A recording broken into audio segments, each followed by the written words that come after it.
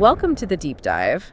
I'm really glad you're joining us today because we have an incredibly intense, fast-moving situation to unpack. And our mission is really just to help you make sense of it all. Yeah, it's a staggering amount of information to process. We're talking about real-time history unfolding here. Exactly. And we're looking at a massive stack of material today, drawing specifically from a highly detailed broadcast transcript from Live Now W from FOX. Our goal is to understand the sheer scale and the global ripple effects of the first week of Operation Epic Fury. Right, which is the sweeping joint U.S. and Israeli military campaign that is currently underway against Iran and its proxy forces. But before we jump in, a quick but really important note for you. This is heavy, real-time geopolitical stuff we're talking about today. It involves a major, ongoing international military conflict. And we want to be crystal clear right up front. Neither of us is taking political sides here. Right. We aren't endorsing any specific viewpoints, and we aren't validating the underlying domestic or international politics either. Our only job today is to impartially report, synthesize, and break down the facts and analysis exactly as they were presented in our source material. Yeah. We just want to give you the information so that you can be well informed. That's the framework. We're looking at the mechanics, the strategies, and the geopolitical chess moves. We're leaving the politics completely at the door. Totally. So let's look at the hook of this whole situation, because the scale of what is happening is honestly difficult to wrap your head around. We are looking at a military operation of unprecedented size, a sudden gaping leadership vacuum right in the heart of Tehran, and the surprising shadowy role that Russia is playing behind the scenes. It's a complex web. Yeah. And pulling on any one thread shakes the entire region. Okay, let's unpack this. I want to start with the sheer numbers because the tactical picture from week 1 of Operation Epic Fury is just massive. It really is. According to the U.S. Central Command data we have here, American forces have hit over 3,000 targets in just the first 6 to 7 days. 3,000 in a week. Yeah. Meanwhile, over 80 Israeli Air Force fighter jets struck key regime military infrastructure right in Tehran and central Iran. And they aren't just hitting empty buildings. They're hitting Islamic Revolutionary Guard Corps, or IRGC military universities, ballistic missile storage facilities, underground command centers, and active launch sites. And we can't forget the naval component, which is equally aggressive. The U.S. Navy has sunk more than 30 Iranian vessels. 30 vessels sunk and 13 others damaged. White House Press Secretary Caroline Leavitt actually stated that the Iranian Navy has essentially been rendered combat ineffective. Combat ineffective. That is a massive statement. She also mentioned that the overarching operation is expected to last about 4 to 6 weeks. But reading through this, a massive question jumped out at me. What's that? Well, despite all this devastation, U.S. Treasury Secretary Scott Bessent and Secretary of War Pete Hegseth are calling for even bigger, more intense bombing campaigns. Wait, if you've already hit 3,000 targets in a week, haven't you fundamentally broken the enemy's back? You would think so. Right. How massive is this military that 3,000 targets barely makes a dent? That is the most logical question you could ask. And to understand it, we have to look at how the military conducts battle damage assessment, or BDA. Okay. How does that work? When we hear 3,000 targets, our minds picture 3,000 sprawling military bases being wiped off the map. Right, like massive compounds. Exactly. But in military targeting, an individual ballistic missile hidden in a cave is one target. Oh, I see. A single drone sitting on a runway is a target.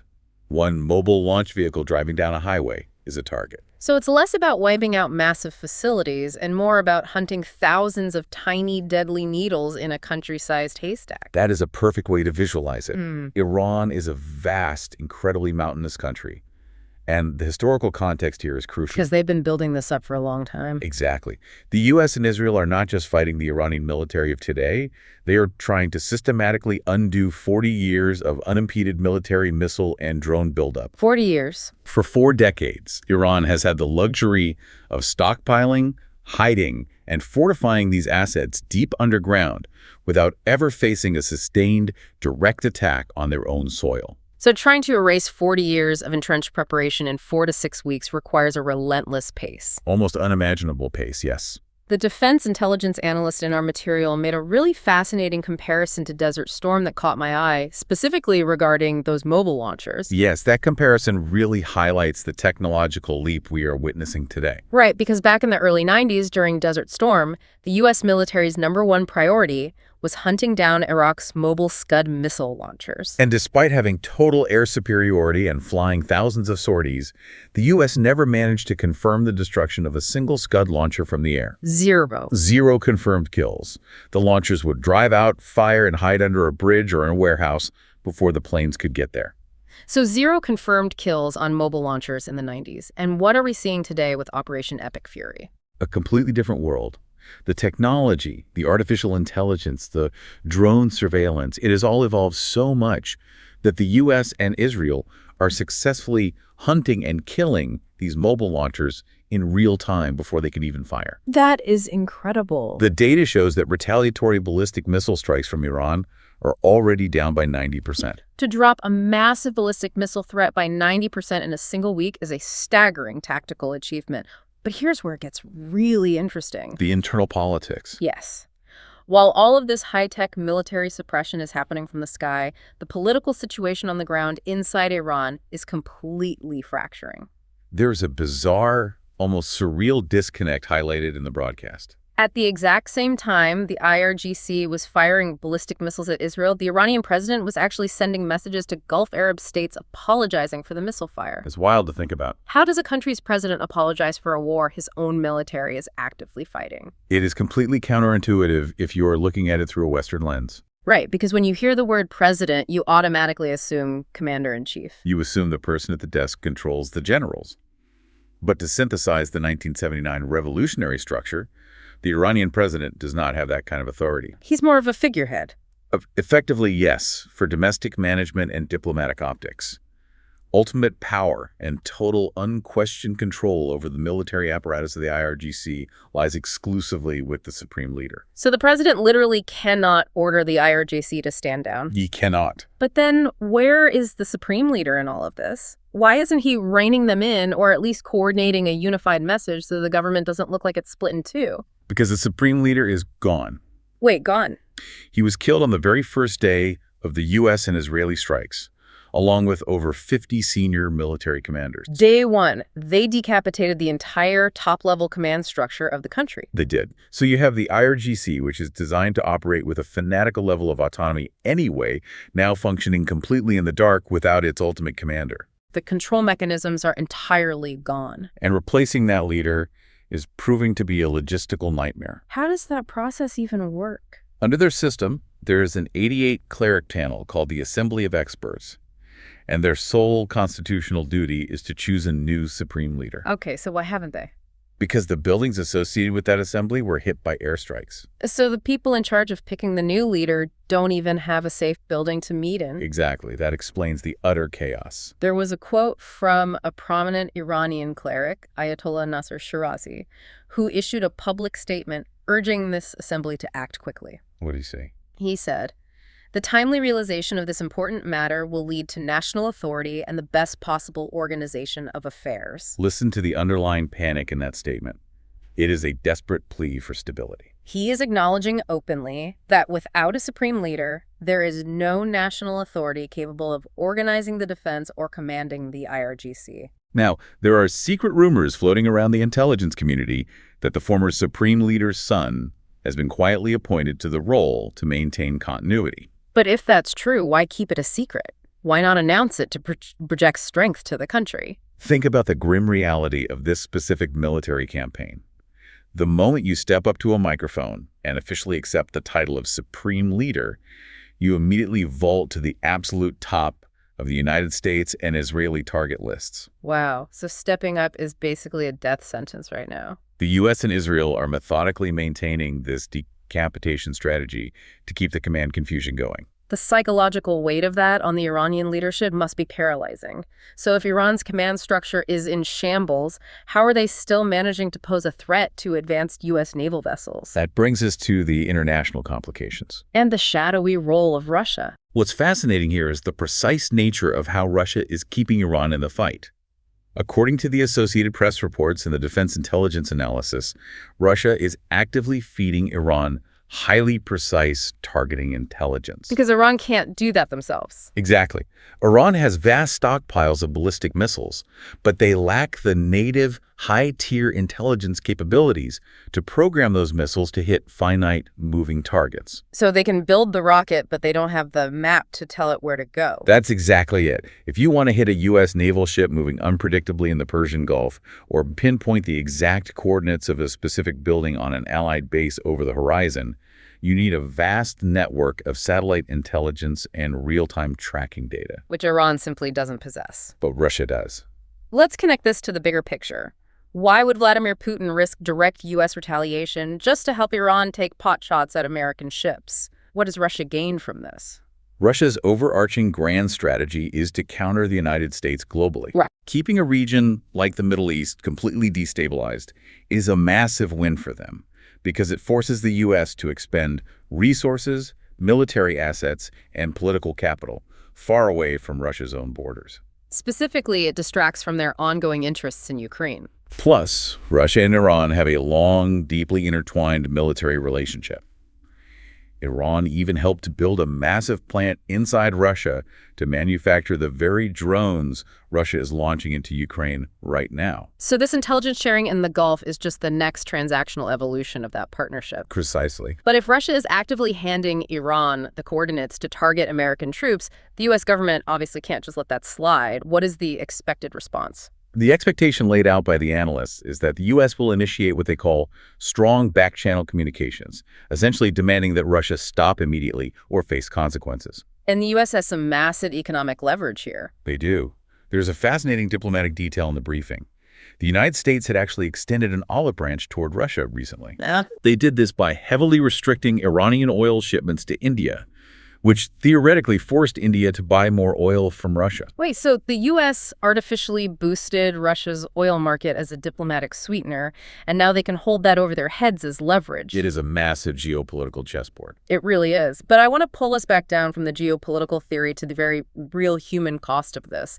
The material spent significant time grounding this conflict in the reality of what it means for American families, and I think it's vital we do the same. It is essential not to lose sight of the human element amidst all the tactical analysis of airstrikes and oil markets. The broadcast detailed the preparations for a solemn, dignified transfer at Dover Air Force Base. 6 American soldiers were killed in Kuwait when an Iranian drone managed to strike their location. It's a heavy toll. To honor the focus on these individuals from the source material, I want to read their names.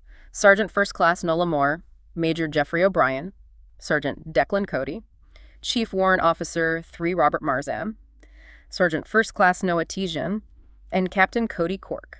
A dignified transfer is one of the most solemn and heavy rituals the military conducts, bringing fallen warriors back to U.S. soil to their families.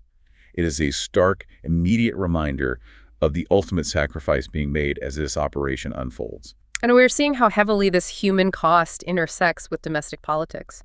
President Trump attended that dignified transfer.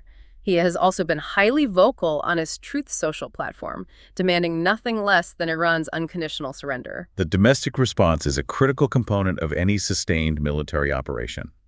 Public backing can make or break a campaign's longevity. The broadcast noted he is launching a new initiative called Shields of America, which will be led by envoy Kristi Noem. And right now, the public sentiment seems deeply mobilized by these events. A FOX News poll cited in the material showed that an overwhelming 85% of viewers support the war with Iran, while only about 14 to 15% oppose it. But even with that massive wave of support, there is a major lingering fear among the public that the broadcast addressed head-on. You're talking about the rumor of U.S. boots on the ground in Iran. Yes, and this raises an incredibly important point of clarification, because the phrase boots on the ground carries an enormous amount of historical baggage for the American listener. When you hear that phrase, your mind instantly goes back to Iraq in 2003. You picture massive ground formations, thousands of Marines storming a beach, or the 82nd Airborne dropping in to occupy major cities and fight block by block. Right. People hear boots on the ground and they picture a full-scale, years-long occupation. But the defense intelligence analyst was very careful to clarify that this is absolutely not what is being planned. There are no plans for a massive ground invasion. So what does it actually mean in this context? What boots on the ground actually means in Operation Epic Fury is the deployment of incredibly small, highly specialized special operations forces for very limited, fast strike objectives. They would go in, achieve one specific critical goal, and get out immediately. The broadcast actually gave two terrifyingly real examples of what those objectives might look like, which really put it into perspective for me. The first example was securing highly enriched uranium. Iran has reportedly been bragging about having enough highly enriched uranium to build 11 nuclear bombs. Now, you can't just drop a bunker buster bomb on a massive stockpile of enriched uranium without causing a catastrophic radioactive contamination event that could poison the region. You'd essentially be creating a dirty bomb of epic proportions. Exactly.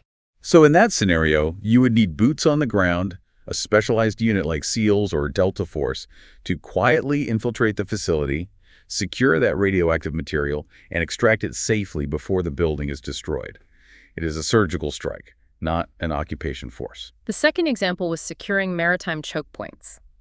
If Iran, in its desperation, attempts to completely close the Strait of Hormuz to global shipping, you might see a small, rapid response marine unit inserted onto a key island in the strait simply to seize the facility that is threatening the ships. Again, a very limited objective with limited time on the ground. And that leads directly into the broader implications of this entire campaign. So what does this all mean? It's a lot to pull together. We have covered a massive download of information today.